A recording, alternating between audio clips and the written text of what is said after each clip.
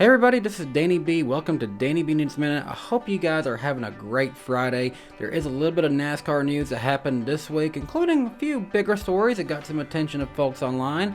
So let's go ahead and get into the news as we head you out to your weekend. In Xfinity Series news, Dawson Cram announced where he'll be racing next year. He'll be going over to the 4 of JD Motorsports. He posted on Twitter, "Blessed is an understatement. I cannot wait to show the world what me and this team are capable of achieving together. Thank you all for sticking with me on this journey. Hashtag hungry for more. 1 Corinthians 10:31, which in the NIV of the Bible reads, "So whether you eat or drink or whatever you do, do it all for the glory of God." Paint scheme news. RFK Racing has officially dropped Brad Keselowski's first scheme for the 2024 season, in which they're showcasing Fastenal's Bodyguard brand for 2 races in 2024, which will be Martinsville Spring and the Brickyard.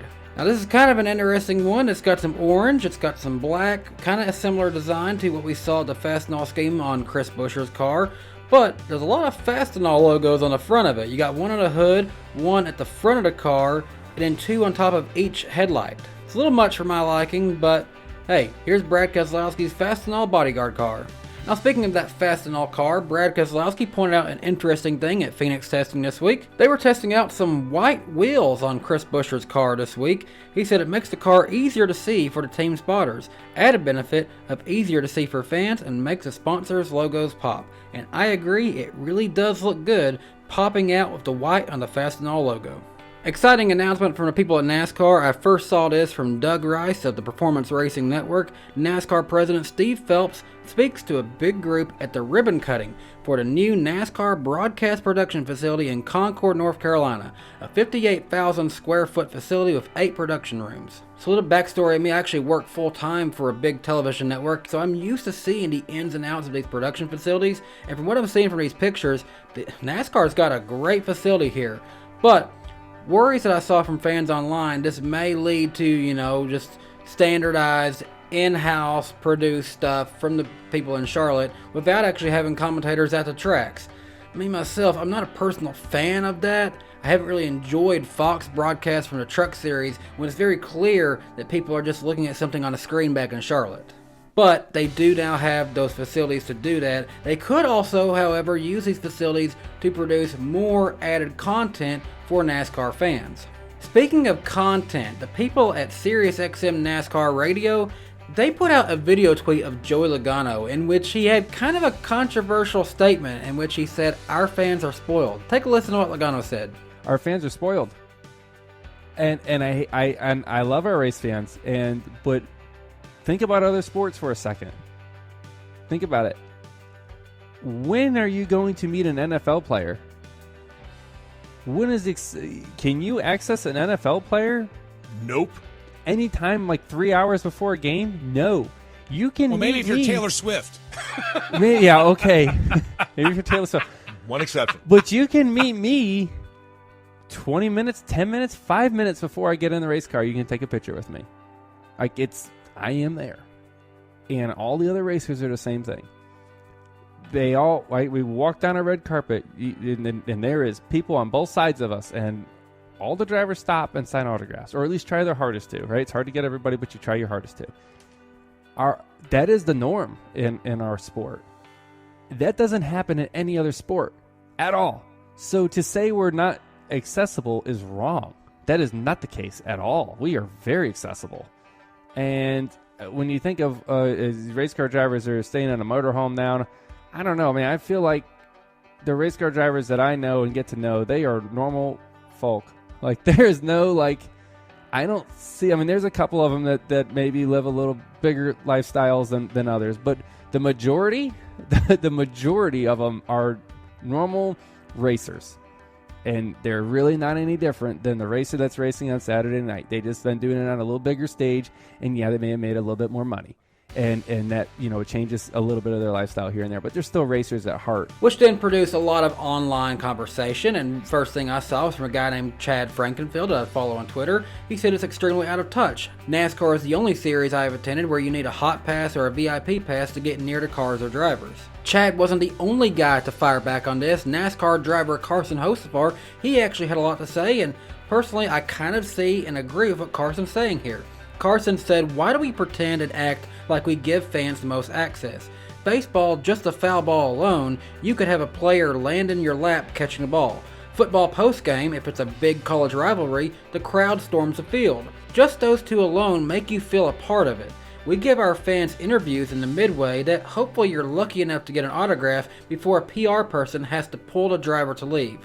And fun fact on that, I actually remember at Martinsville Speedway seeing Carson Hocevar doing one of these at the Chevy area, and I was actually going to try to say something to him, but he got pulled away by a PR person. So that does happen. Buy a VIP and hope you're able to get a glimpse or catch them coming out of a hauler, but same applies there. Local short tracks do it right by opening a pit gate post-race and allowing fans to come down. Why can't we? Our access is good, but not the best and not full access to the average fan, and when we take notice of that, we will be able to make progress. Our fans are one of the most loyal fans. They should be treated as such.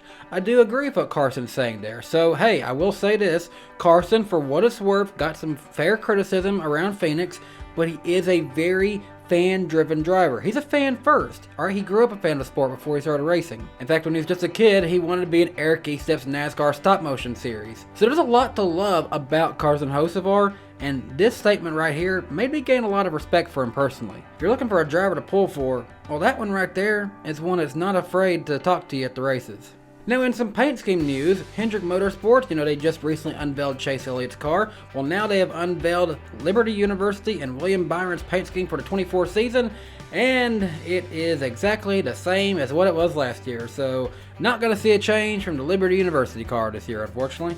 But one paint scheme that is different for next year is the 48 of Alex Bowman, and you all know I'm a little partial to that one, but I gotta say, I'm not a fan of this one. I've seen a lot of people say they like it, a lot of people say that it's good looking. In my opinion, it's just too much going on. It reminds me too much of that car he ran at Miami back in 2023, and even then I wasn't really a big fan of that one either, but this is just, it's just too much happening for my liking. I get what they're trying to do. They say it's like a Ally digital camo type of look, but to me it just has too much going on that's distracting. And then just the white numbers, the white sponsor placement, I think is just too bland on that part, and then there's way too much happening in the paint scheme. I like simple paint schemes. Really, 2021 Alex Bowman paint scheme was peak in my opinion. This week, NASCAR held tests at Phoenix, and one of these tests was to investigate mufflers being used. Take a listen to the difference of these two cars, first one using a muffler, the second one without a muffler.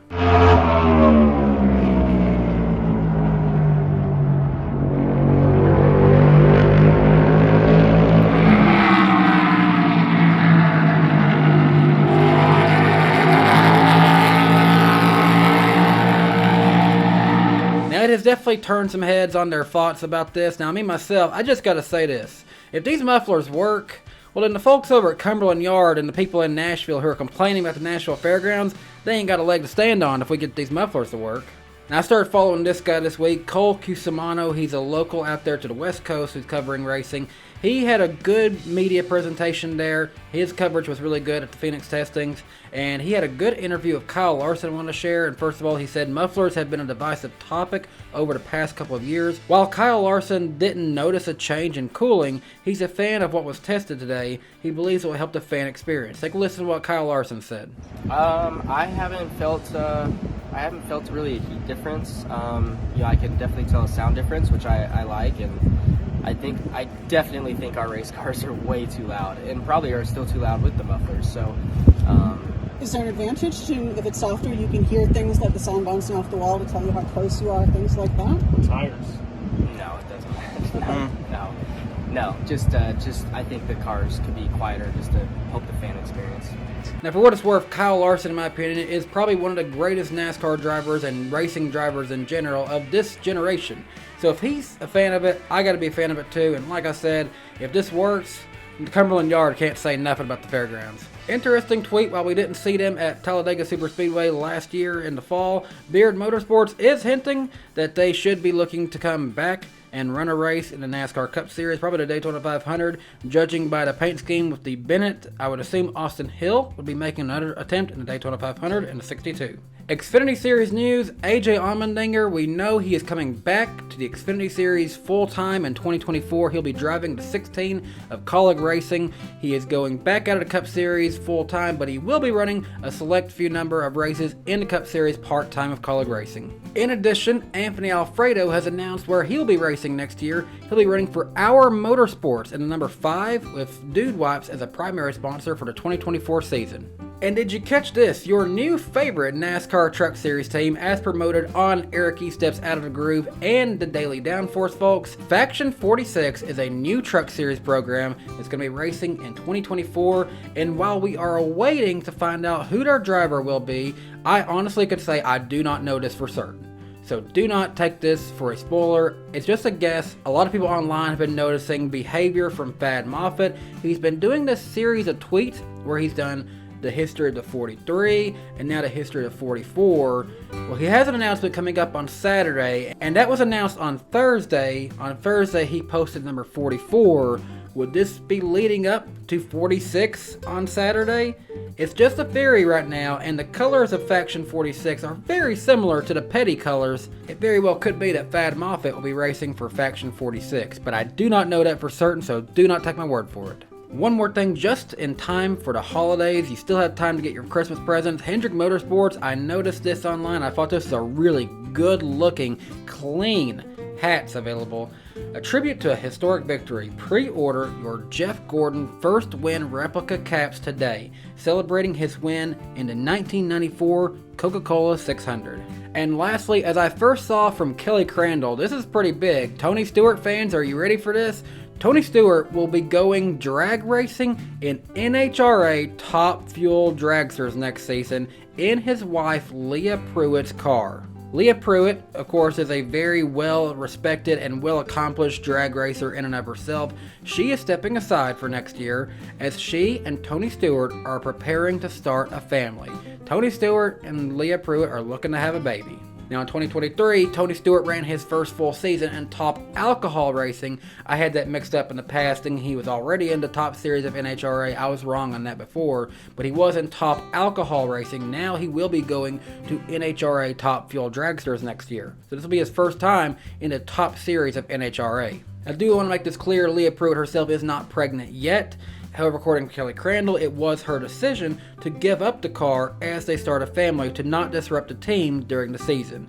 She'll be competing in the Pro Shootout at Bradenton in February, so after that, it may be on the line for them to try to have a baby. So if you are a Tony Stewart fan, you're going to want to tune in to NHRA next year to catch smoke on the drag strip in the Top Series of NHRA. But that will do it for today on Danny B Needs a Minute. Thanks so much for tuning in, and I do hope that you have a great day.